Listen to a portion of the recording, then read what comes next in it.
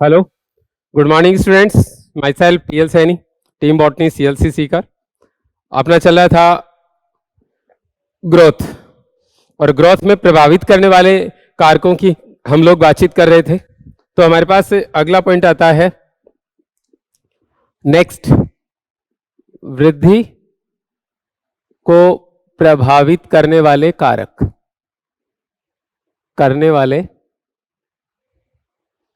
कारक। पहला था आपके पास लाइट, हो गई थी हमारी बात इसमें लाइट की। दूसरे नंबर पे हमारे पास था टेम्परेचर, बात हो गई इसकी भी। अब तीसरे नंबर पे आता है हमारे पास जल।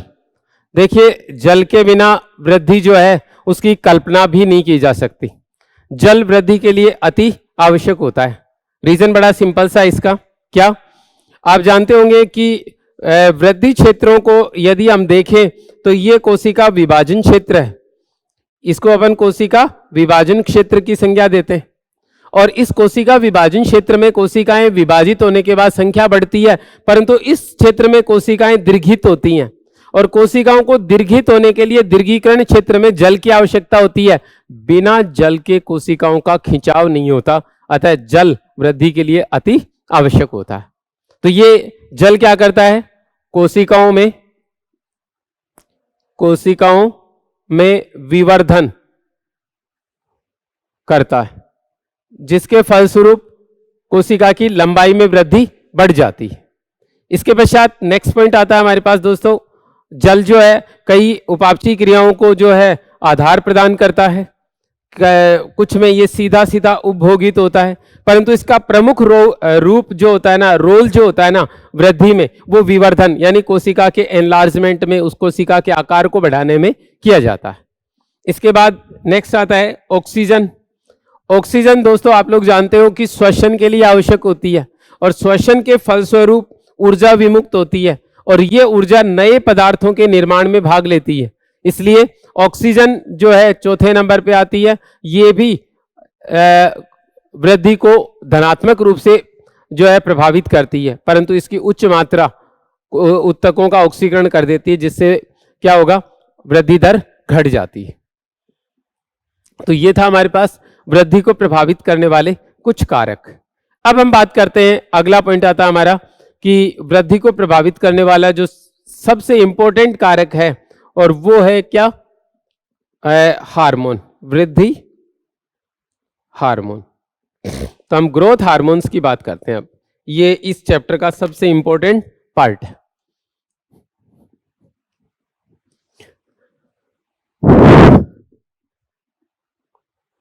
वृद्धि हार्मोन,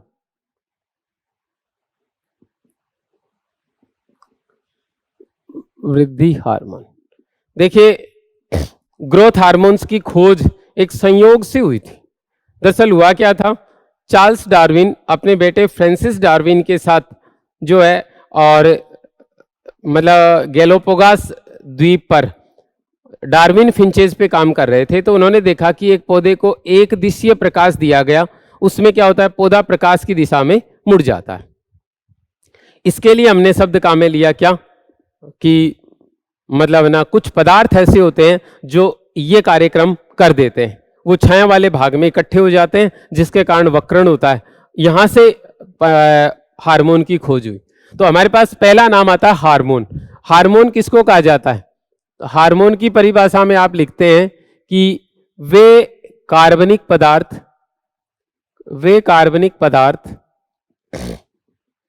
जो अपने उद्गम स्थल से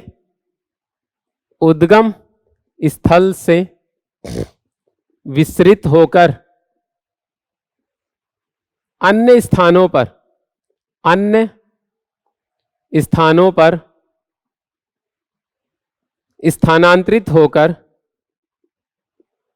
स्थानांतरित होकर क्रियाशील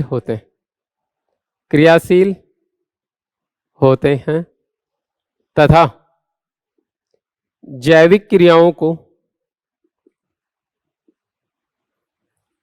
को प्रेरित करते हैं,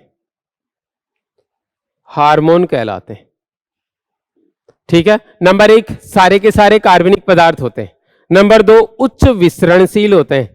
आप जूलॉजी के अंदर तो हार्मोन की परिभाषा पढ़ते हो कि नलिका विहीन ग्रंथियों द्वारा उत्पन्न कार्बनिक पदार्थों को मतलब हार्मोन कहा जाता है, जबकि हमारे यहाँ प्लांट में नलिका जैसे किसी में है ही नहीं, इसलिए हम लोग इसमें कहते हैं कि विसरणशील पदार्थ हैं। अपने उद्गम स्थल पे जहां पे ये बनते हैं वहां से दूर जाके क्रियाशील होते हैं और अभिक्रिया की गति को बढ़ा देते हैं या किसी विशिष्ट क्रिया को उत्प्रेरित करते हैं, इन्हें हार्मोन कहा जाता है। ये शब्द एक साइंटिस्ट थे स्टार्लिंग, इनके द्वारा दिया गया था। हार्मोन शब्द स्टार्लिंग द्वारा दिया गया। नेक्स्ट पॉइंट आता है हमारे पास, हार्मोन्स जो हैं, पादप हार्मोन की जब हम बात करें तो इन्हें 2 श्रेणियों में बांटा जाता है, एक पादप वृद्धि नियंत्रक और एक पादप वृद्धि निरोधक। ठीक है, तो पीजीआर और इनहिबिटर 2 पार्ट में हमारे पास ये आता है। सबसे पहला हार्मोन है आपके पास ऑक्सिन। ठीक है, ऑक्सिन।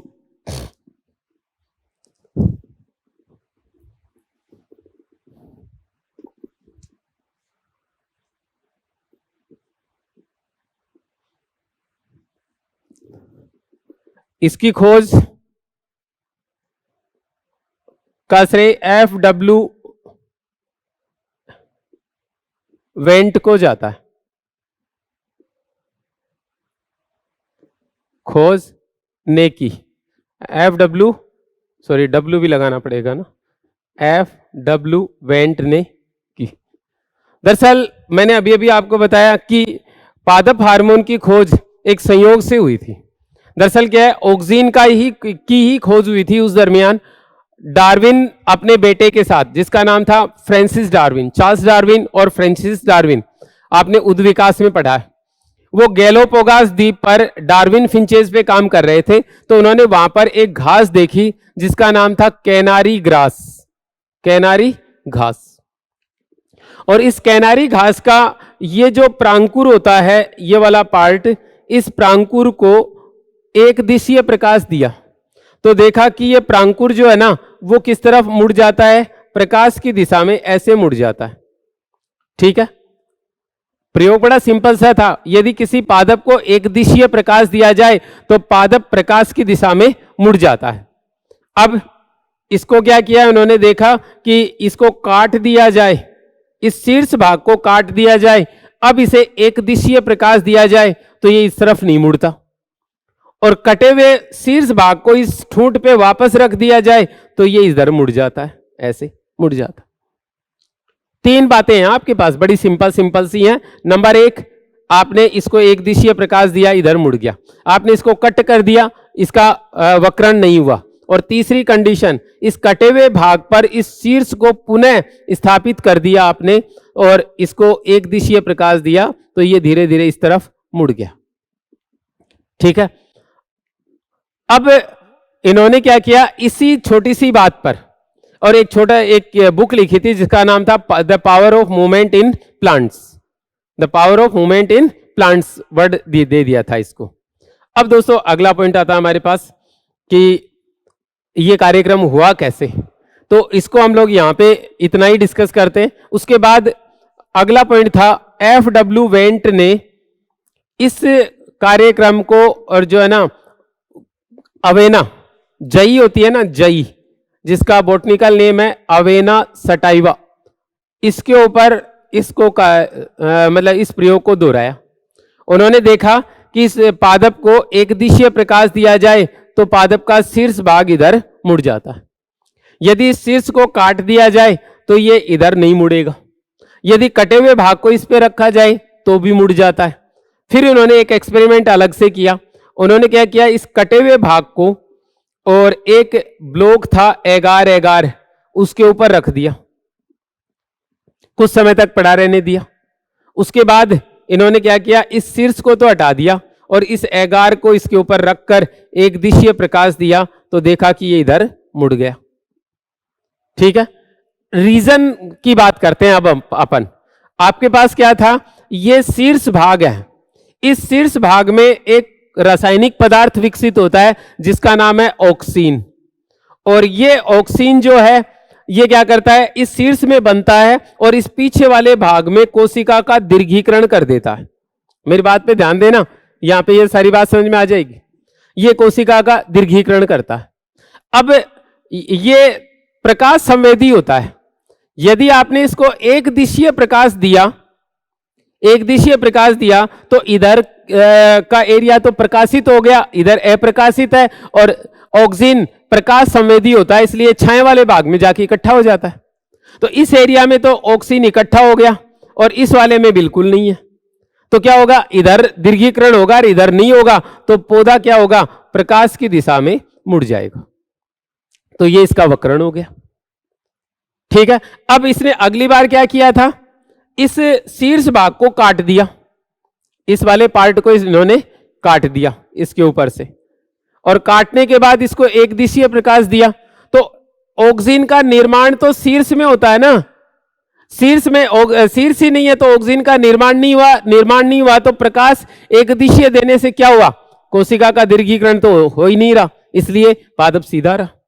कटे हुए भाग को इसमें वापस रख दिया, तो इसमें जो ऑक्सीजन था वो विसरित होकर नीचे आ गया, क्योंकि हार्मोन उच्च विसरणशील होते हैं, तो ये नीचे आ गया, और नीचे आने से क्या हो गया, इसका वक्रण हो गया। ठीक है, अगले प्रयोग में इन्होंने क्या किया था, इस शीर्ष को काटकर एगार एगार ब्लॉक पे रख दिया, तो इसमें जो ऑक्सीजन था वो सारा का सारा इस एगार में आ गया।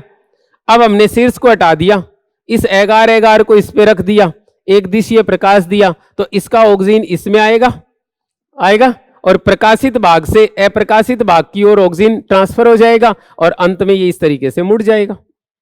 ये हो गया हमारे पास क्या, वक्रण हो गया। बड़ा सिंपल सा कार्यक्रम। तो ऑक्सीजन जई के पादप प्रांकुर शोल में वक्रण प्रयोगों के द्वारा खोजा गया था, और इसकी खोज का श्रेय FW वेंट को दिया गया है। ये बात भी आपको याद रखनी, बात समझ में आ गई होगी। इन्होंने कुछ प्रयोग और भी किए थे।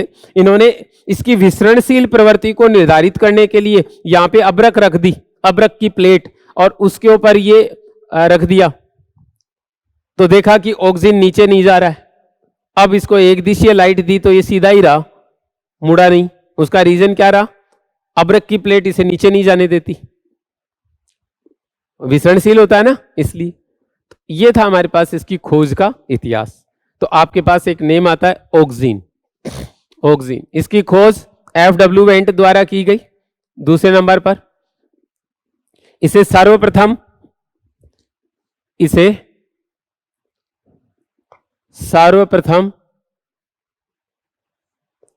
मानव मूत्र से प्राप्त किया गया।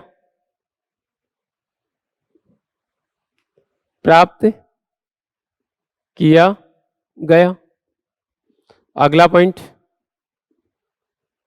ये इंडोल एसिटिक अम्ल के व्युत्पन्न है। ठीक है,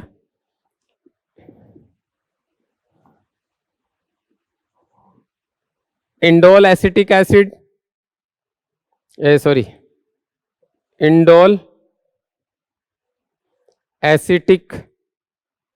अम्ल, शॉर्ट में बोलेंगे IAA, प्राकृतिक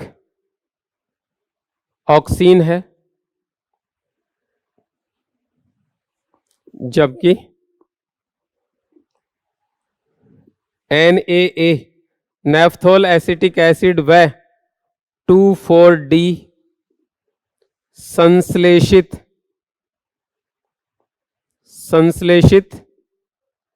ऑक्सीन है, ये हो गया हमारे पास ऑक्सीन का इतिहास।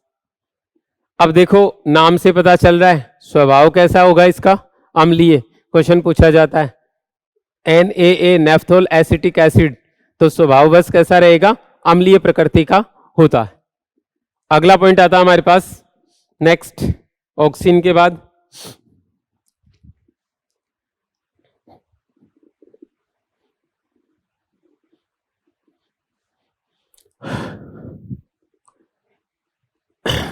इसी के अंदर अगला पॉइंट लिखना आपको, ऑक्सिन का निर्माण, ऑक्सिन का निर्माण पादप के शीर्ष भाग में होता है।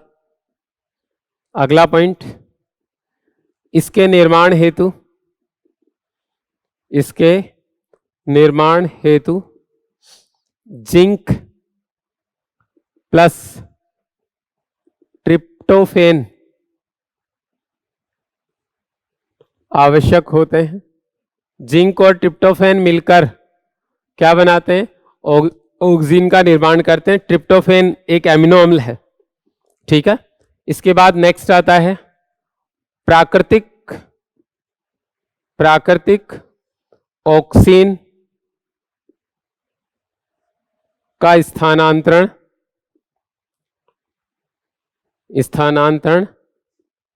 बेसिपिटल होता है।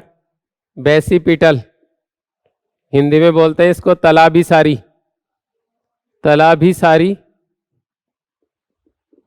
होता है। आप इसको ध्रुवीय भी कह सकते हो। संश्लेषित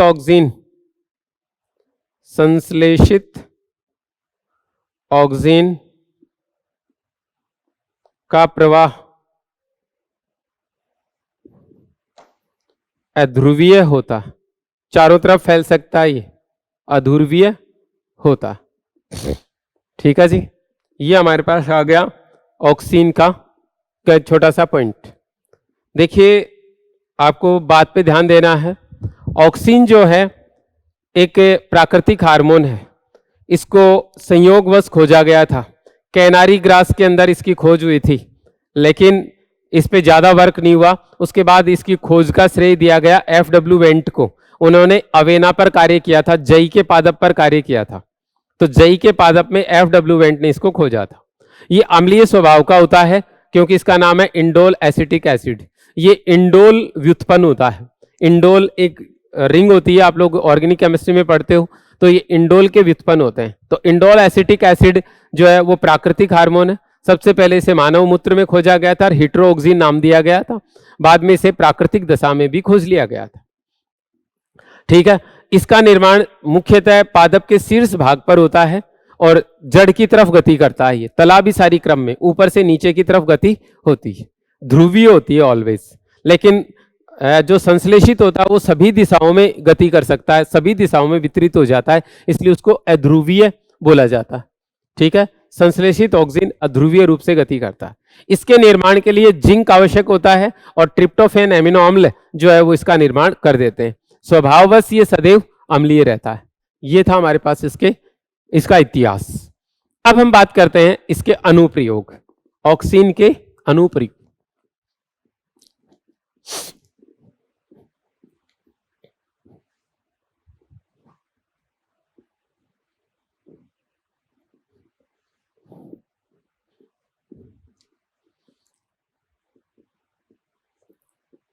ऑक्सिन के अनुप्रयोग। यूज क्या क्या है? सबसे पहले नंबर आता है हमारे पास शीर्षस्थ प्रभाविता। दूसरे नंबर पे आता है हमारे पास मूल समारंभन। तीसरे नंबर पे आता है अनिषेक फलन, अनिषेक फलन। अगला आता है हमारे पास चौथा पुष्पों की संख्या में कमी। अगला आता है पांचवा आता है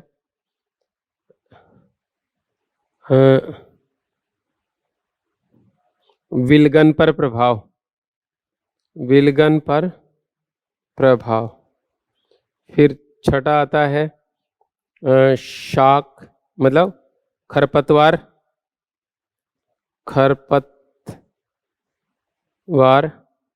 नाशी, ठीक है, खरपतवार नाशी के रूप में। इसके पश्चात नेक्स्ट आता है हमारे पास 7 नंबर का पादप दीर्घीकरण, ठीक है। तो ये कुछ इसके अनुप्रयोग हैं। पहले की बात करते हैं हम। सबसे पहले शीर्षस्थ प्रभाविता।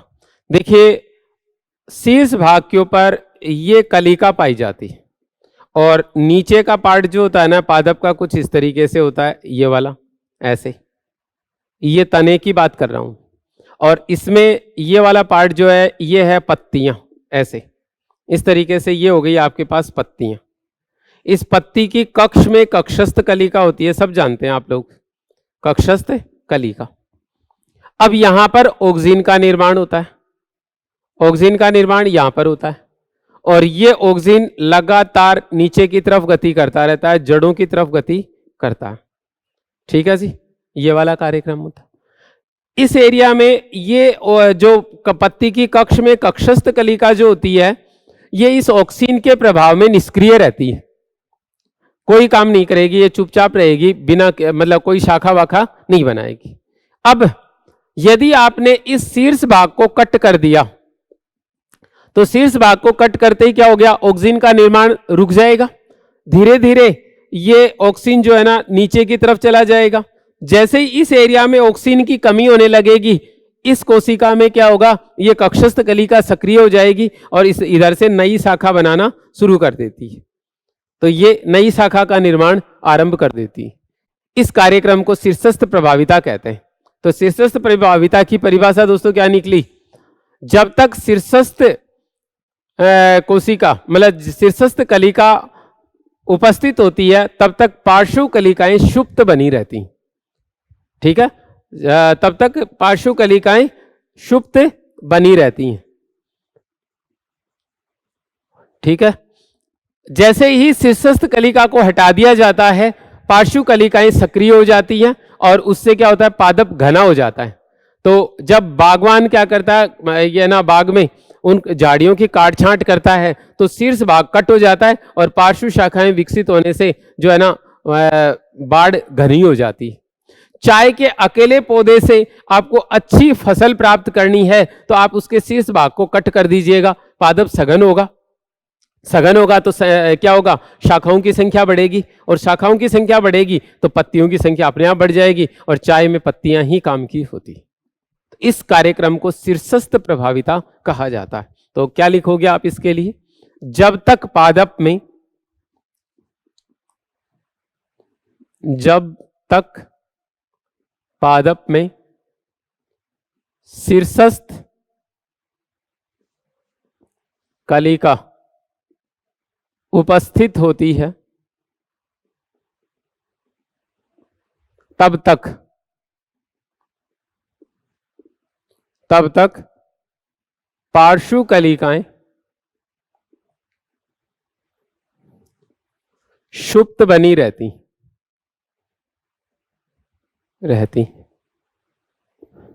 अगला पॉइंट है इसी का, शीर्षस्थ कलिका को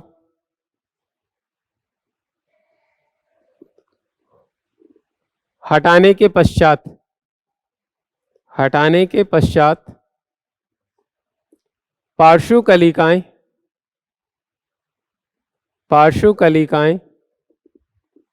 सक्रिय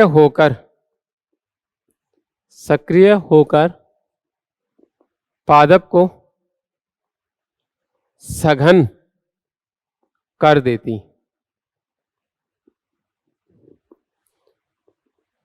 इस प्रक्रम द्वारा चाय के एकल पादप से अच्छी फसल प्राप्त की जा सकती है, अच्छी फसल प्राप्त की जा सकती। बागवान काट छांट कर झाड़ियों को इसी प्रक्रम द्वारा सघन बनाते हैं। तो दोस्तों ये था हमारे पास शीर्षस्थ प्रभाविता। ठीक है, तो दोस्तों बात थी हमारी, जब तक शीर्षस्थ कलिका उपस्थित है तब तक पार्श्व कलिकाएं निष्क्रिय रहती है, क्योंकि ऑक्सीन की सांद्रता उच्च होती है और ऑक्सीन की उच्च सांद्रता पार्श्व कलिकाओं को निरोधित रखती है। इसके बाद आता है हमारे पास शीर्षस्थ कलिका को हटाने के पश्चात पार्श्व कलिकाएं सक्रिय हो जाती हैं, क्योंकि ऑक्सीन की सांद्रता घट जाती है। उस कंडीशन में पादप सघन हो जाता है। अगला होता है, इस प्रक्रम के द्वारा चाय के अकेले पादप से आप एक अच्छी क्रॉप तैयार कर सकते हैं, एक अच्छी फसल तैयार कर सकते हैं, और इसी के साथ बागवान जो है काट छांट कर क्या करता है, पादप मतलब झाड़ियों को सघन कर देता है। तो ये शीर्षस्थ प्रभाविता बात पूरी हो जाती है यहाँ की।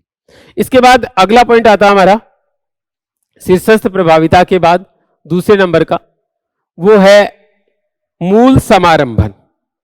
देखिए कुछ पादप ऐसे होते हैं जिनमें केवल और केवल कायिक प्रवर्धन होता है। कुछ पादपों में केवल कायिक प्रवर्धन होता है। जैसे आप देखिएगा गुलाब है, टहनी लगाई जाती है, बोगेनविलिया टहनी लगाई जाती है। तो उसमें क्या करते हैं, हम उसकी शाखा को काट कर, ये आपके पास है एक जो है ना पादप का की शाखा, इस शाखा को काट कर और जमीन में सीधा रोप देते हैं। इसमें जो ऑक्सीजन होता है वो धीरे धीरे नीचे की तरफ विस्तृत होता है और इस एरिया में ऑक्सीजन की मात्रा बढ़ जाती है। ऑक्सीजन हमेशा जड़ों के निर्माण को प्रेरित करता है, तो यहां से धीरे धीरे जड़ें विकसित होने लगती हैं। यह कार्यक्रम बेहद स्लो होता है। यदि आपको यह कार्यक्रम जल्दी निपटाना हो तो हम लोग जिस शाखा को मृदा में आरोपित करेंगे, जितना भाग इसका मृदा में दबाते हैं उतने भाग पर हम लोग ऑक्सीन जो है ना लपेट कर और इसको क्या करें, मिट्टी में दबा दें ऐसे, तो क्या होगा, जड़ों का विकास थोड़ा जल्दी हो जाएगा। ठीक है, तो इसके लिए NaA का उपयोग किया जाता है, नेफ्थोल एसिटिक एसिड का उपयोग किया जाता है। इसको क्या करेंगे, शाखाओं के ऊपर आलेपित कर उसे मृदा में दबा देते हैं, जिसके फलस्वरूप क्या होता है, मतलब ना जड़ों का समारंभन जल्दी हो जाता है, जड़ें जल्द विकसित हो जाती। ये था आपके पास मूल समारंभन, बात पूरी हो गई। इसके बाद नेक्स्ट पॉइंट आता है हमारा अगला, तो क्या लिखेंगे आप लोग, कायिक प्रवर्धन हेतु, कायिक प्रवर्धन हेतु शाखा पर ऑक्सीन आलेपित कर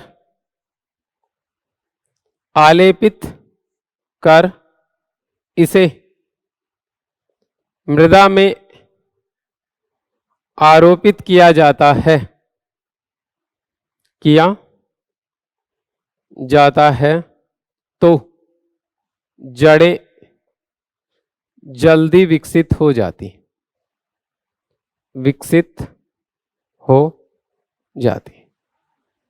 इसमें कौन सा ऑक्सीजन, NaA का उपयोग किया जाता। तो ये था हमारे पास मूल समारंभन। अब अगला पॉइंट आता है, इसके बाद मूल के बाद अनिषेक फलन। एक अच्छी सी बात है, बहुत ही बढ़िया वाली। दरअसल क्या होता है, ऑक्सीजन जो है उसमें नेचुरली प्राकृतिक रूप से क्या होता है, हालांकि आप 12वीं क्लास में ये चीज पढ़ोगे, लेकिन आपके पास ये एक फ्लावर है, ये एक पुष्प है। इस पुष्प में ये वाले जो भाग होते हैं इनको अपन दल, बाह्य दल बोलते हैं। ये है आपके पास पुंकेसर और ये है आपके पास स्त्री केसर। ठीक है, ये वाला पार्ट देखिए, इनका काम कम होता है तो ये धीरे धीरे इनमें क्या होता है, ऑक्सीजन का लेवल घटने लग जाता है और ये नीचे गिर जाते हैं। ठीक है, इसके बाद ये वाला भाग प्राकण त्याग कर ये भी नष्ट हो जाता है। अब लास्ट में पुष्प के पास बचता कौन है, केवल ये वाला भाग बचता है। ठीक है, ये वाला पार्ट बचता है। ये अंडाशय, नीचे वाले भाग को हम लोग नाम देते हैं अंडाशय, ये ऐसे पुष्पासन पे लगा हुआ होता है अंडाशय। ठीक है, इसके पास ऑक्सीजन की मात्रा कम होती है। यदि इस पे परागण हो जाए, परागकण यहां पे पहुंच जाए, परागकण के पास ऑक्सीजन ज्यादा मात्रा में होता है, ये ऑक्सीजन इसमें विसरित होकर इस अंडाशय को मिल जाता है और अंडाशय धीरे धीरे अपने अंदर खाद्य इकट्ठा करके और लास्ट में फल में बदल जाता है। ठीक है, यदि परागकण यहां नहीं पहुंचता तो ऑक्सीजन का लेवल इसमें कम रहता है और कुछ समय पश्चात ये नीचे गिर जाता है। तो आपने देखा होगा कि पुष्प नीचे गिर जाते हैं, फल नहीं बनते, उसका रीजन ऑक्सीजन होता है। ऑक्सीजन की मात्रा घटने पर पुष्प जल्दी से नीचे गिर जाते हैं और साथ साथ में क्या करते हैं, कोई फूल फल भी नहीं बनता। ये ऑक्सीजन यदि इसके ऊपर पहुंच जाए तो एक तो ये नीचे नहीं गिरेगा और दूसरे नंबर पे ये क्या करेगा, फल में बदल जाएगा। इसका फायदा हमने उठाया।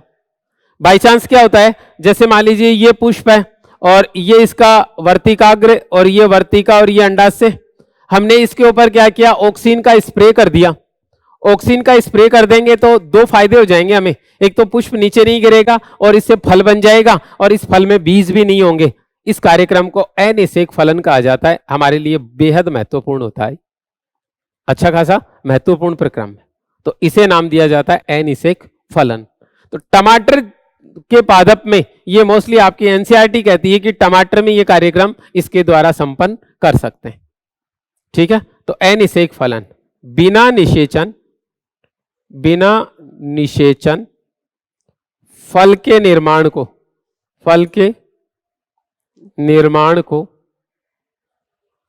अनिषेक फलन कहा जाता है। अनिषेक फलन कहा जाता है। दूसरा पॉइंट, ऑक्सीजन को यदि वर्तिकाग्र पर आलेपित किया जाए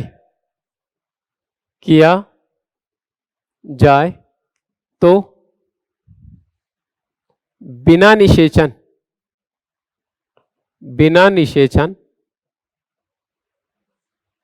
फल का निर्माण होता है। इसमें इंडोल एसिटिक एसिड का उपयोग किया जाता है, निर्माण होता है। एग्जाम्पल है इसका टमाटर में इस तरीके का कार्यक्रम आप कर सकते हैं।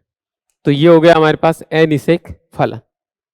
अब अगला पॉइंट आता है हमारे पास पुष्पों की संख्या में कमी। दरअसल ऑक्सीजन जो होता है ना, ये दो काम करता है। यदि आप ऑक्सीजन को अप्लाई कर दो तो पुष्प कम संख्या में बनेंगे परंतु नीचे नहीं गिरेंगे। ठीक है, इससे क्या फायदा हो जाएगा, पादप की ऊर्जा वेस्ट जाने से बच जाती है। दरअसल क्या होता है, आप लोग सब जानते हो कि सेव जो होती है ना, सेव के अंदर और लीची के अंदर पुष्प बहुत ज्यादा मात्रा में बनते हैं, लेकिन सेव में यदि प्रत्येक पुष्प से फल बनेगा तो नींबू के आकार का होगा और ऐसा सेव किसी काम का नहीं होता। तो पुष्पों की संख्या कम कर दोगे तो फल की साइज बढ़ जाएगी, क्योंकि भोजन तो उतना ही है ना पादप के पास, उसको 50 जगह बांटो चाहे 25 जगह बांटो, 25 जगह बांटोगे तो साइज बड़ी होगी, 50 जगह बांटोगे तो साइज छोटी हो जाएगी। सिंपल सी कहानी है। तो हमारे पास पॉइंट आता है पुष्पों की संख्या में कमी। तो इसमें क्या लिखेंगे, ऑक्सीजन का छिड़काव कर सेव, लीची जैसे पादपों में पुष्पों की संख्या में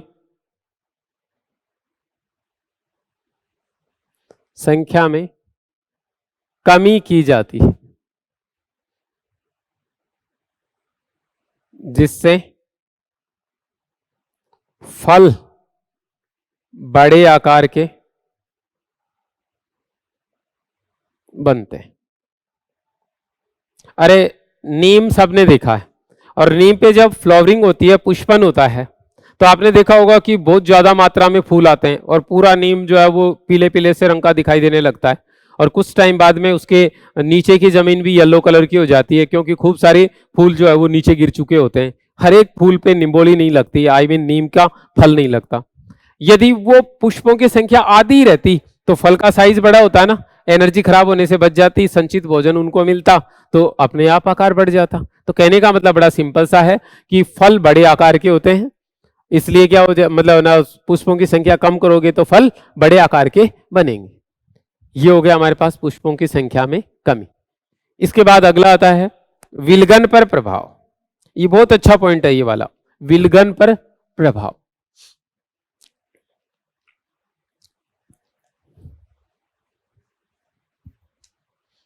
विलगन पर प्रभाव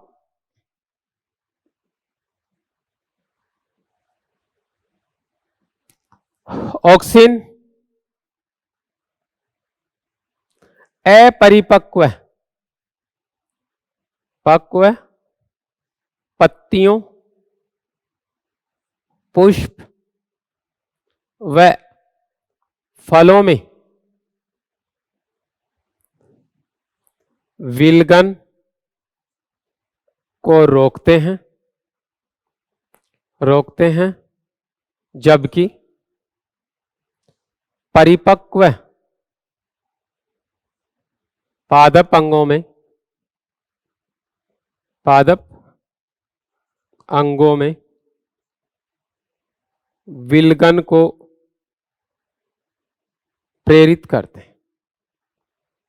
दोस्तों दोनों तरीके का भाव होता है इसमें। विलगन का मतलब होता है डीअटैचमेंट, अलग हो जाना।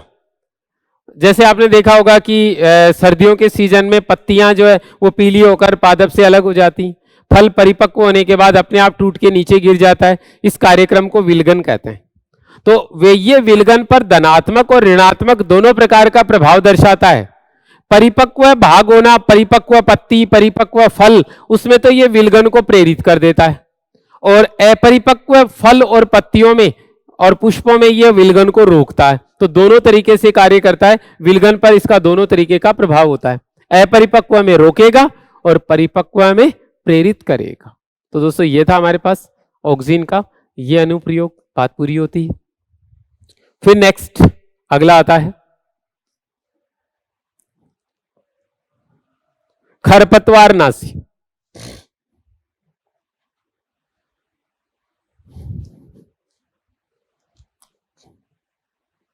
खरपतवार नाशी, देखो कोई भी फसल अपन उगाते हैं तो उसमें जो अवांछित घास उगता है उसे खरपतवार बोला जाता है। जिसको हम नहीं चाहते वो भी उग जाता है उसके अंदर, वो खरपतवार के नाम से जाना जाता है। इसको निकालने के लिए आप खेती वाले जो लोग हैं वो अच्छी तरह जानते हैं कि उसके लिए निराई की जाती है, और निराई के टाइम पे जो अवांछित पौधे होते हैं उन सबको काट देते हैं, जैसे घास, बेकार के प्लांट्स, उन सबको काट दिया जाता है। लेकिन यदि बहुत बड़ा और मैन पावर कम हो तो उसके लिए क्या किया जाए, तो इसके लिए हम लोग क्या करते हैं, इसको खरपतवार नाशी के रूप में काम में लेते हैं। एक ऑक्सिन होता है आपके पास 2,4-D, इस 2,4-D को क्या किया जाता है, खरपतवार नाशी के रूप में काम में लेते हैं। ये चौड़ी पत्ती वाले पौधों को मार देता है, और चौड़ी पत्ती वाले पौधे होते हैं द्विबीजपत्री, तो द्विबीजपत्री पादपों को ये नष्ट कर देता है, जबकि इसका एक बीजपत्रियों पे कोई असर नहीं होता। अब जैसे मान लीजिए आपने खेत में लगाया बाजरा या जो है ना गेहूं, और उसके अंदर चिनोपोडियम उग गया, ठीक है, बथुआ उग गया, तो उसके ऊपर इसको छिड़क दिया जाए तो बथुआ बथुआ जल जाएगा और बाकी का प्लांट बच जाएगा। तो इसको एक बीजपत्री खरपतवार को नष्ट करने में काम में लिया जाता है। तो आपके पास आ गया 2,4-D, चौड़ी पत्ती वाले पादपों को नष्ट कर देता,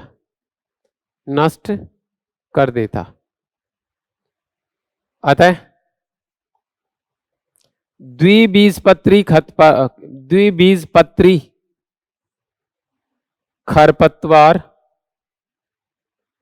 खरपतवार को इससे नष्ट किया जा सकता है, किया जा सकता है। इसका उपयोग बागवान लोन तैयार करने में करते हैं। लोन तैयार करने में करते हैं। क्या होगा? लोन के अंदर घास उगता है, घास एक बीजपत्री होता है, संकड़ी पत्ती वाला होता है, ठीक है। तो उसके ऊपर छिड़क दें तो केवल चौड़ी पत्ती वाला द्विबीजपत्री घास जो है वो सारा जल जाएगा और एक बीजपत्री बच जाएगा। और घास जो है वो मतलब दूब जो होती है वो एक बीजपत्री होती है। तो लॉन के अंदर इसको छिड़क दिया जाए तो अवांछित जो द्विबीजपत्री पौधे उगे हैं वो सारे के सारे जलकर नष्ट हो जाएंगे। तो ये हो गया हमारे पास खरपतवार नाश।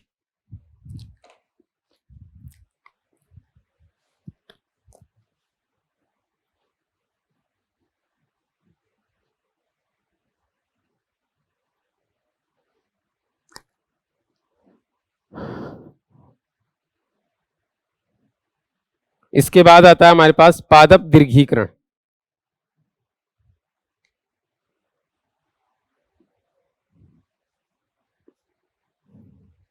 पादप दीर्घीकरण दोस्तों, हालांकि ये वाला पॉइंट जिब्रेलिन के लिए ज्यादा सही है, लेकिन यहां पर भी ये काम आता है। दरअसल क्या होता है, इसको पादप दीर्घीकरण की जगह कोशिका दीर्घीकरण लिखो, ज्यादा अच्छा रहेगा। कोशिका दीर्घीकरण, यहां पर भी कोशिका कर देते हैं। क्या होता है, मैंने अभी आपको थोड़ी देर पहले बताया था, ये पादप का शीर्ष भाग है। इस शीर्ष भाग में यहां पर कोशिका विभाजन होता है और इस एरिया में ही ऑक्सीन का निर्माण होता है। नीचे की तरफ ये विस्तृत होता है और इस क्षेत्र में कोशिकाएं ऐसे लंबाई में वृद्धि करती हैं। ये ऑक्सीन का क्रिया क्षेत्र होता है। ऑक्सीन का क्रिया क्षेत्र कौन सा है? दीर्घीकरण क्षेत्र। अब जरा सा देखिएगा इसमें क्या होता है। दरअसल कोशिका दीर्घीकरण क्षेत्र जो है, इस वाले पार्ट में ऑक्सीन आने के बाद और कोशिका में दो कार्य करेगा ये। नंबर एक, ये क्या कर देता है, मतलब इसके अंदर विलेय पदार्थों की मात्रा बढ़ा देता है।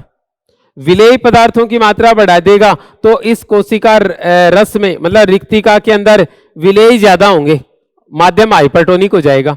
तो ये पास की कोशिकाओं से जल लेगा तो कोशिका स्फीत होगी। साथ साथ में ये कोशिका झिल्ली की पारगम्यता को भी बढ़ा देता है ताकि जल तेजी से अंदर आता है। तीसरे नंबर पे ये भित्ति दाब को कम कर देता है जिससे कोशिका लंबाई में बढ़ जाती है। तो इसके कारण कोशिका की लंबाई में वृद्धि हो जाती है और ये कोशिका दीर्घीकरण का कार्यक्रम हो जाता है। ठीक है, तो यही कार्य जो है ऑक्सीन का प्रमुख कार्य है। तो आप क्या लिखेंगे इसमें? कोशिका दीर्घीकरण।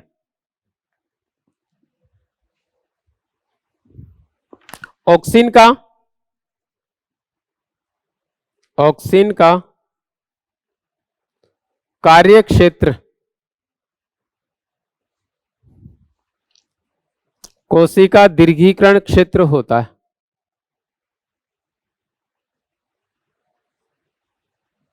क्षेत्र होता है। अगला पॉइंट, इस क्षेत्र में ऑक्सीन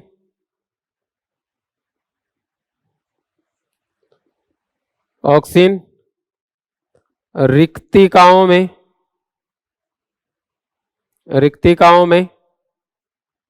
विलेयों की सांद्रता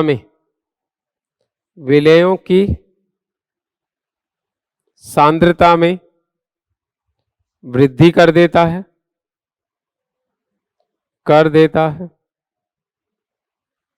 तथा स्फीति दाब को बढ़ाता है, जबकि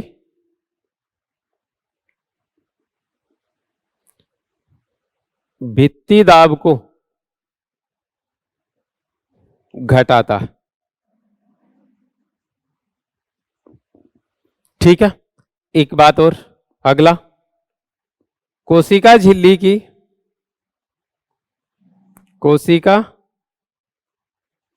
झिल्ली की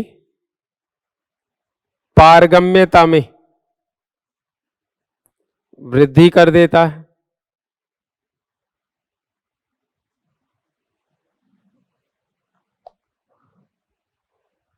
आता है। कोशिका में जल तीव्र गति से प्रवेश कर कोशिका दीर्घीकरण को बढ़ा देता है। ठीक, ये हो गया हमारा कोशिका दीर्घीकरण। अब लास्ट आता है प्रसुप्तावस्था।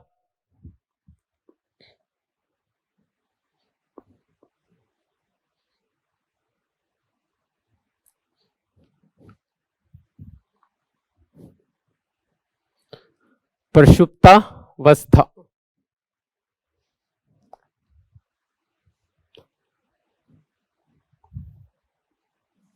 इसमें क्या होता है? प्रसुप्तावस्था बहुत अच्छा पॉइंट है दोस्तों। ये भी दरअसल होता क्या है, एक व्यवस्था रहती है पादप में कि वो अनुकूल मौसम में उगे। जैसे सपोज करो आपने एक बीज को पानी में डाला, जैसे मिट्टी में डाल दिया, और वो सर्दियों में उगने वाला पादप है, और वो क्या करता है, गर्मियों में उग जाता है, तो वातावरण प्रतिकूल है और पादप की डेथ हो जाएगी। इसी तरीके से घास के बीज आपने देखा होगा, बारिश के सीजन में घास खूब सारा उगता है, और जैसे मतलब ना घास उगा, वातावरण जो है ना सर्दियों का उसके अनुकूल नहीं है, तो पादप की डेथ हो जाएगी। सर्दियों में घास उग गया तो किसी काम का नहीं है, वो अपने आप सूख जाएगा तापमान कम होने की वजह से। इसलिए कोई भी पादप अपने निश्चित समय काल में उगता है, उस समय जब उसके लिए वातावरण अनुकूल होता है, उस समय पे उसकी वृद्धि होती है। अब दोस्तों हमारे पास आ जाता है कि ये कार्यक्रम कि भाई पादप जो है ना अपने आप को उस समय तक बचाए कैसे रखे। तो उसके लिए उसमें कुछ रसायन उपस्थित होते हैं जिनको एब्सिसिक अम्ल बोलते हैं, वो अपन लास्ट में पढ़ेंगे। अभी हमारे पास बात चल रही है कि ऑक्सीन क्या कर सकता है। तो ऑक्सीन क्या करता है, पार्श्व कलिकाओं को रोक के रखता है। तो आपने देखा होगा कि आलू का परिवर्धन जो होता है ना, वो उसके कंद के द्वारा होता है। आलू जो होता है ना, उसको काट के जमीन में लगा दो, पादप तैयार हो जाता है। उसमें ऑक्सीन की मात्रा घटेगी तो विकसित होगा वो। तो यदि हम आलू पे ऑक्सीन छिड़क दें तो पार्श्व कलिकाओं का निर्माण नहीं होगा। तो आलू को हम 3 साल तक संग्रह कर सकते हैं, इस आधार पे ऑक्सीन छिड़क कर उसको 3 साल तक संग्रह किया जा सकता है। ठीक है, तो हमारे पास आ गई प्रसुप्तावस्था। तो क्या बोलोगे इसमें आप? ऑक्सीन पार्श्व कलिकाओं के प्रस्फुटन को रोकता। दूसरा पॉइंट आता है, ऑक्सीन का छिड़काव कर आलू के कंदों का संग्रहण 3 वर्ष तक किया जा सकता है।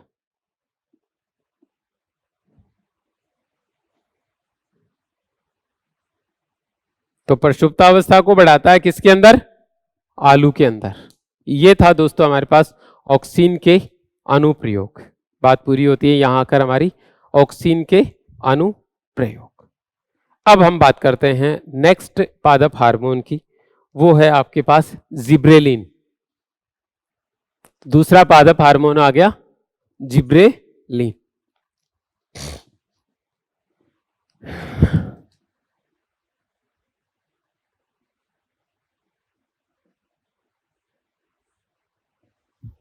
देखिए ये भी अम्लीय स्वभाव का होता है।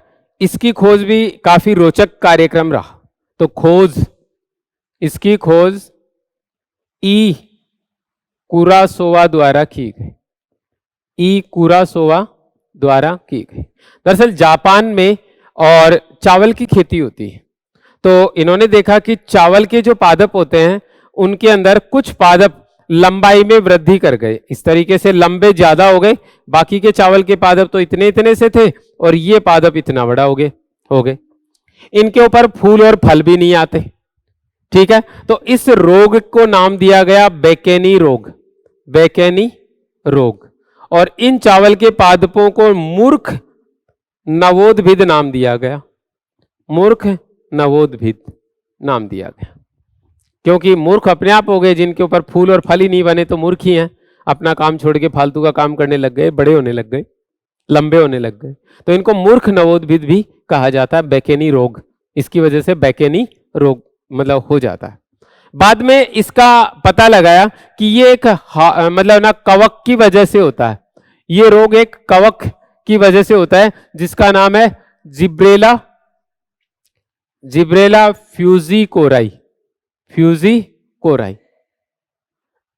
ठीक है, अब इस जिब्रेला की वजह से, इस जिब्रेला से और एक क्रिस्टलीय पदार्थ अलग किया गया जिसका नाम रखा गया जिब्रेलिक अम्ल, जिब्रेलिक अम्ल। और ये जिब्रेलिक अम्ल जो था ना, यही जिब्रेलिन था, यही क्या था, जिब्रेलिन था।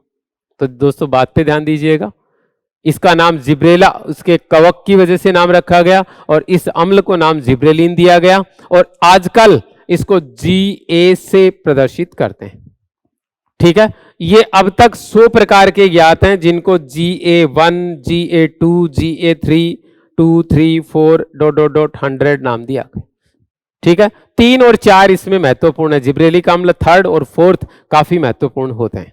ठीक है, तो ये था जिब्रेलिन का इतिहास। तो इतिहास में आप क्या लिखेंगे, इसकी खोज ई कुरासोवा, ये जापानी वैज्ञानिक था, के द्वारा की गई। वास्तव में ये किसान था बेचारा, इसने तो पता लगा लिया, तो ई कुरासोवा द्वारा की गई। चावल के पादप में एक रोग बेकेनी से ग्रसित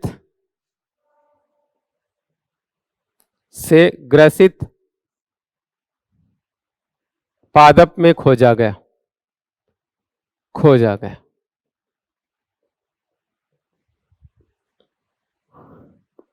ऐसे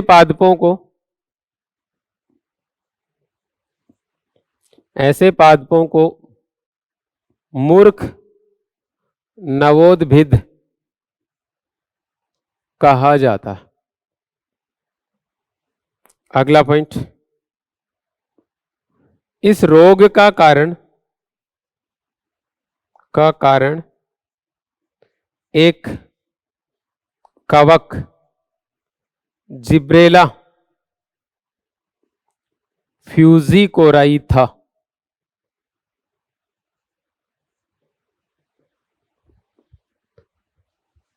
जिब्रेला से एक अम्लीय पदार्थ पृथक किया गया जिसे जिब्रेलिक अम्ल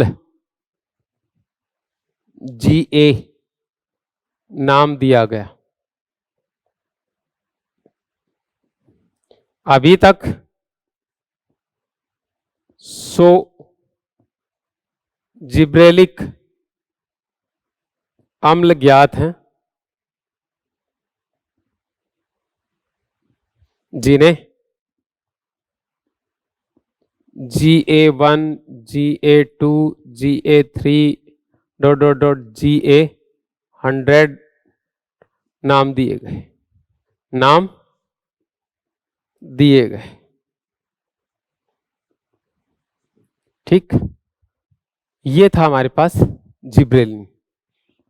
अब आता है दोस्तों इसके जिब्रेलिन के अनुप्रयोग, वो हम अगले टर्न पे डिस्कस करते हैं। तो मिलते हैं आपके साथ अगले टर्न पे। Have a nice day. Thank you.